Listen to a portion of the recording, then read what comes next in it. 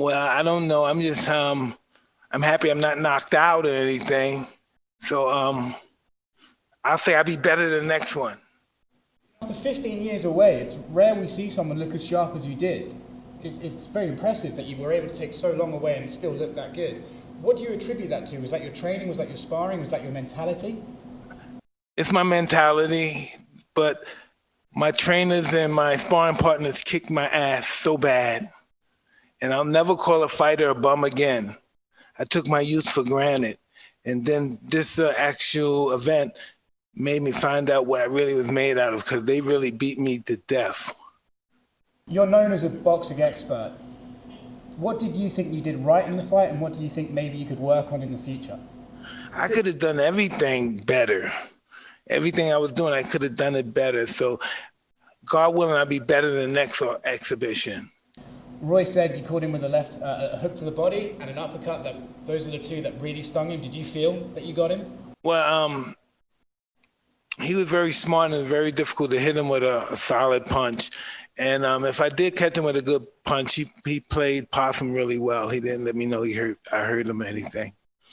What did you think of the scorecards? I was just happy to be in there with him and just go to 8 rounds. That didn't mean nothing to me. The scorecards didn't mean nothing to me.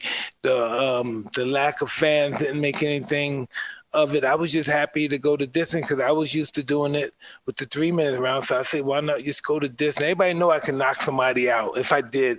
I think going to distance, that's real fighting, having the endurance and going the distance because you're not going to knock everybody out. I've learned that in my early experience. You said on the broadcast you 100% are going to do this again. Yeah. Is there a name in mind? Who are we going to see you against? I don't know. Maybe we do something in the south of France, Monaco, at Saint-Tropez, and we do something out there. One of the European fighters out there or something. Anything's possible. Sky's the limit. I believe we broke all the records on pay-per-view concerning boxing. We did a really kick butt on there. But I just want to continue to do this from a humanitarian perspective. Thank you so kindly. Mike, were there moments in that fight where you were aware that it was an exhibition and you didn't do everything that you might have otherwise? Well, I'll do it in the next one then. Was that in your head? This is an exhibition. Maybe I shouldn't do what I'm. Absolutely. I wanted to go to distance. This is all about going to distance, and that's what I wanted to do. I'm really interested in that. I've been training as I got older. I'm training for duration now. Before I used to always be interested in the quick kill. And I really learned at 54, I really found out I didn't know nothing when I was champ. That was just youth. My body feels splendid. I want to beat it up some more. Why? Excuse me? Why would you like to beat it up? Because it feels great now. And that's different than getting beat up. I'm used to being beat up. I'm just used to that feeling.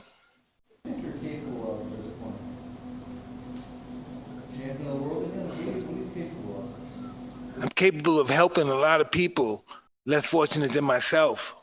That's what I'm capable of doing all over the world. In a perfect world, I'm a missionary.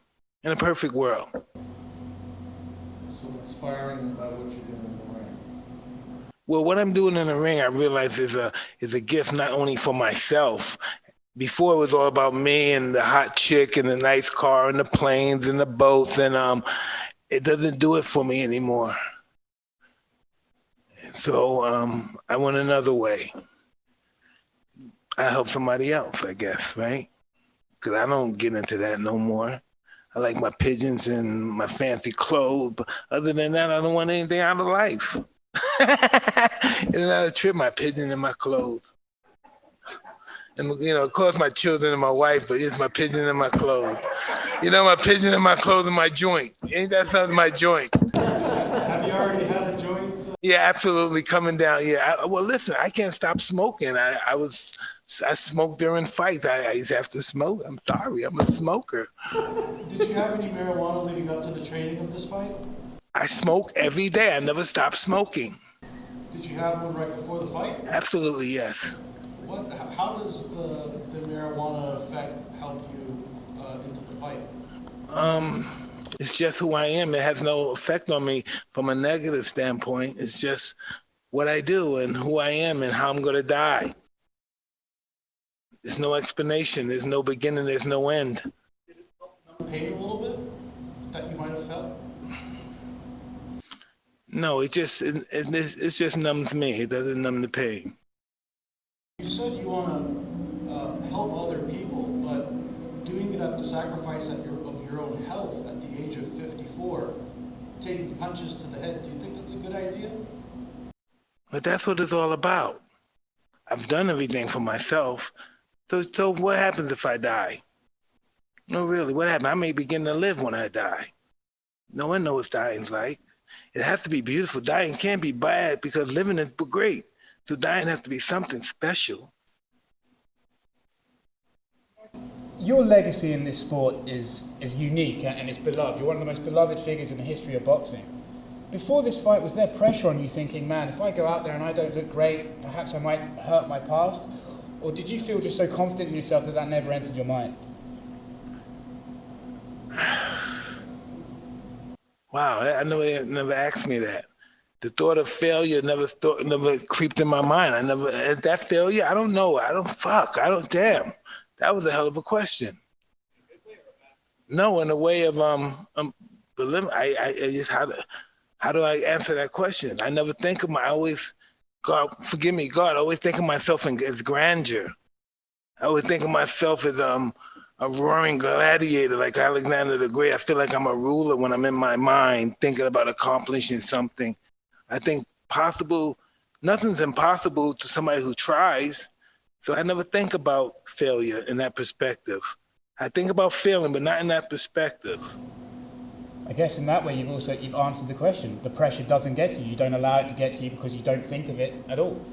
No, I need the pressure. Without the pressure, there's no me.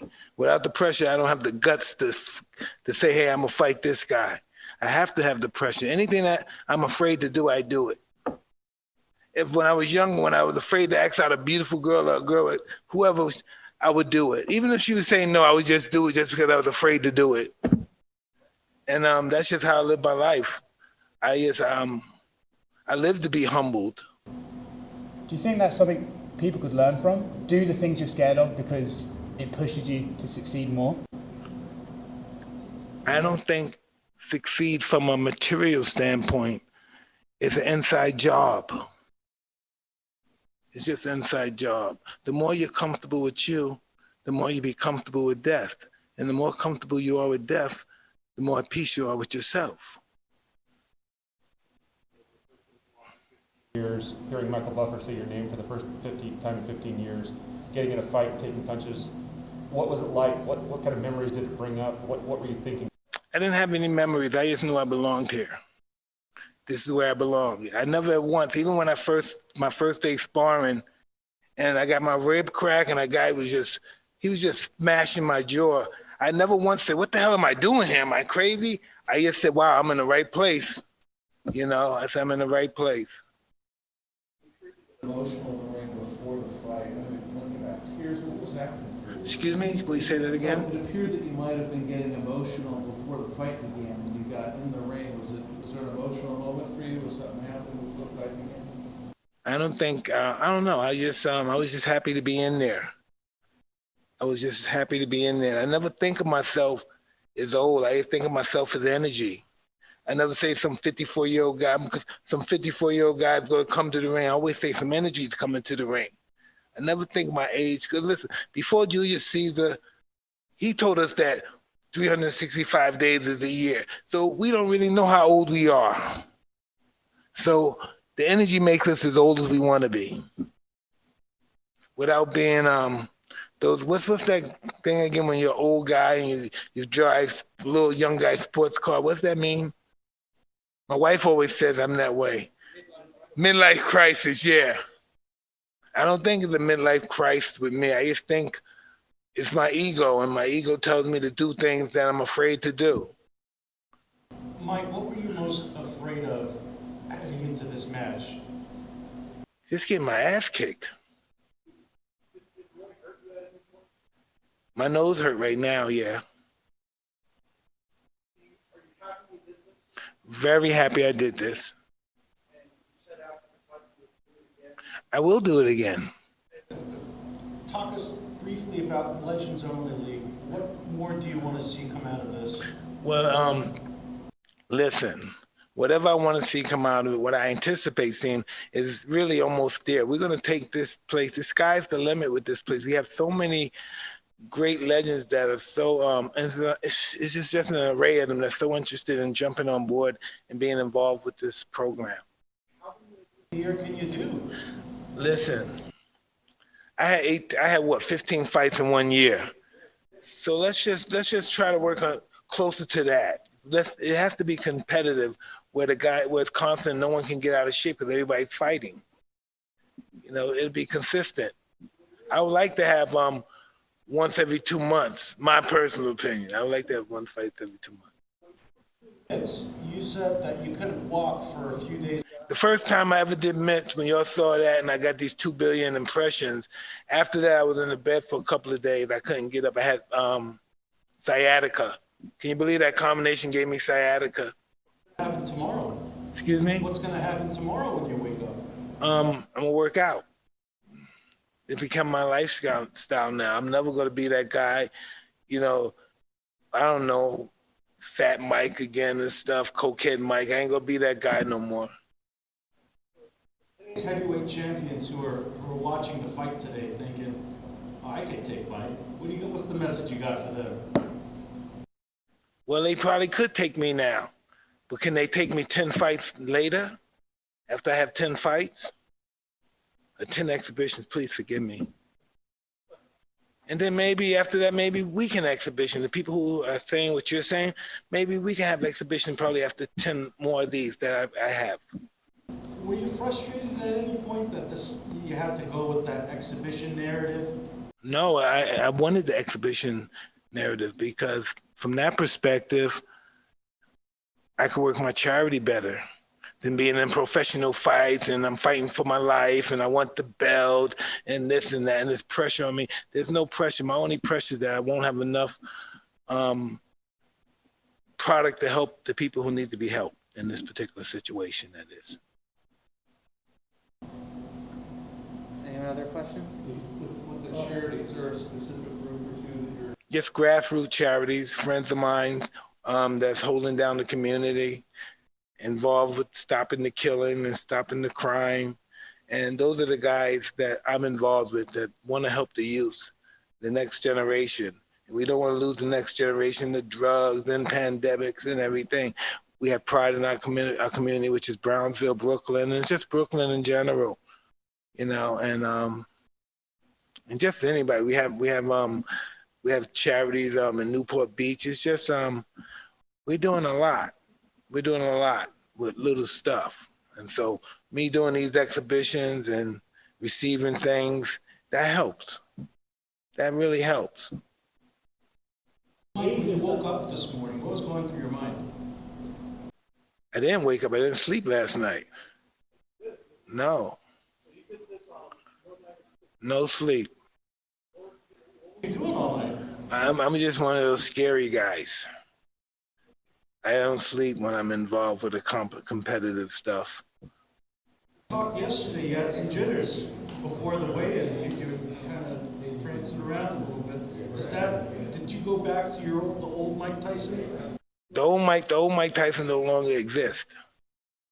I just, this was a new occasion for me. I was a bit nervous, but I just looked at the situation. Hey, this is a better cause than me. Why am I nervous? This is going to be good. You know? Better than you expected? I didn't expect to do anything. I just expect to go to 8 rounds and try and entertain the crowd and be able to do what I want to do in these grassroots situations. Sold out arenas all around the world and millions have watched your fights, but to be doing it in just you and Roy in the ring and no energy, no noise, nothing. What was that like? That was beautiful. And besides that, me and Roy, we broke records to our championship fights tonight. You know? everybody's watching, and I'm really grateful to that. I'm really grateful for that. Really, I am. Age aside, you talking about the new Mike Tyson versus the old Mike Tyson, right? How did you prepare differently as the new Mike Tyson for this fight to not become the old Mike Tyson while you were in the ring? I'm here for a purpose. I'm not here for my ego. My ego is taking the money and buying some planes and some nice houses and packing up a bunch of chicks and have some orgies and stuff. This is not who that is right now.